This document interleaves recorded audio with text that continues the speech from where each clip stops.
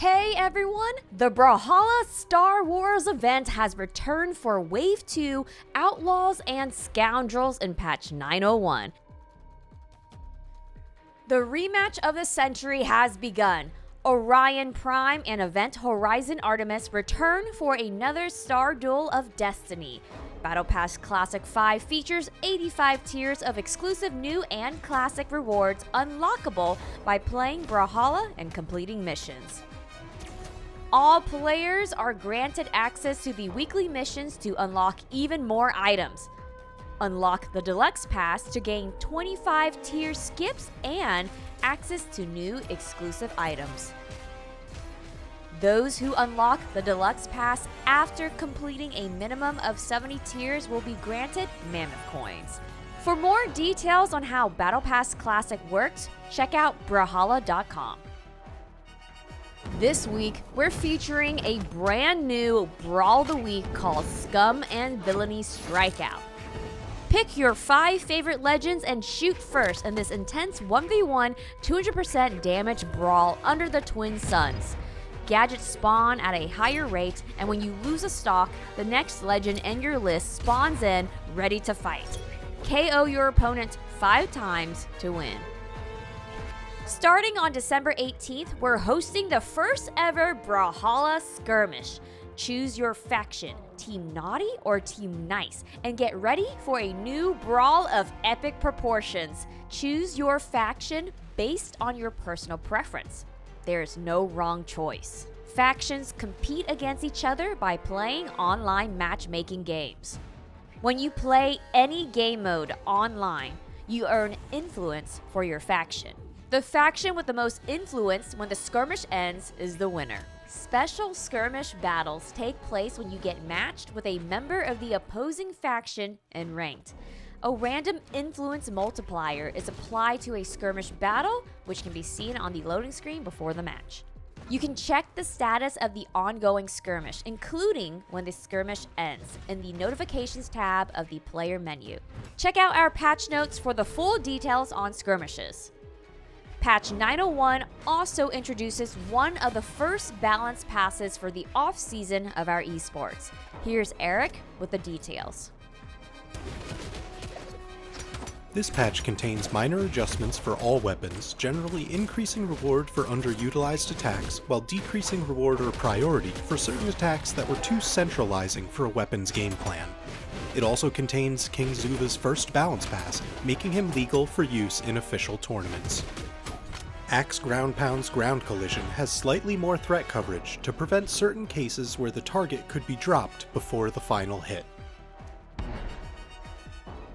The Battle Boot's damage output on its farthest reaching starters, the Sidelight and Downlight, has been decreased to be closer in line with other string-style weapons. Some of this power has been shifted into less recover time on miss for the Downlight. The Blaster's neutral air now has much greater follow-up potential, with increased stun when landing the second blast, and less cooldown time on hit for even greater follow-up potential. We've increased the force of the Blaster's recovery for greater knockout potential at later damage ranges. The damage of the bow neutral light and downlight have been decreased to better fit their overall speed and priority. The cannon downlight's damage has been slightly decreased to bring down its total combo damage.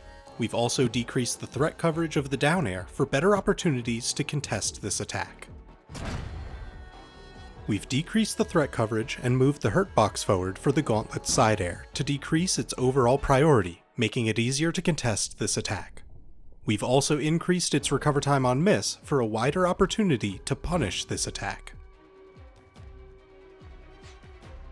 We've decreased the force of the Greatsword neutral air to bring its knockout potential closer in line with other similar attacks.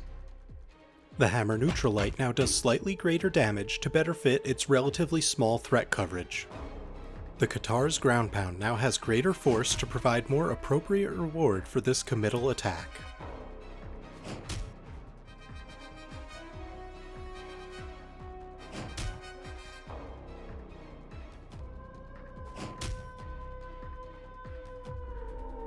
We've increased the damage of the orb's recovery attack to be closer in line with other similar recovery attacks. The Rocket Lance Neutral Light now has greater force to better match its low vertical threat coverage and overall lack of movement. The Scythe Neutral Air now has less priority, making it easier to either contest this attack or maneuver around it. The Spear Neutral Light now does less damage and has greater recover time on miss to better match its quick time to hit and sizable reach. The Sword Down Light now has less damage to bring this weapon's total combo damage to a more appropriate range for its versatility. The Unarmed Down Air now has less priority, making it easier to either contest this attack or maneuver around it. King Zuva's Neutral Hammer now has greater minimum charge time to widen the dodge window after a down light.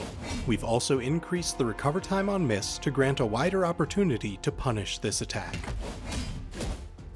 King Zuva's Side Hammer now has greater time to hit to open a dodge window at low damage ranges and decreased maximum momentum during the attack.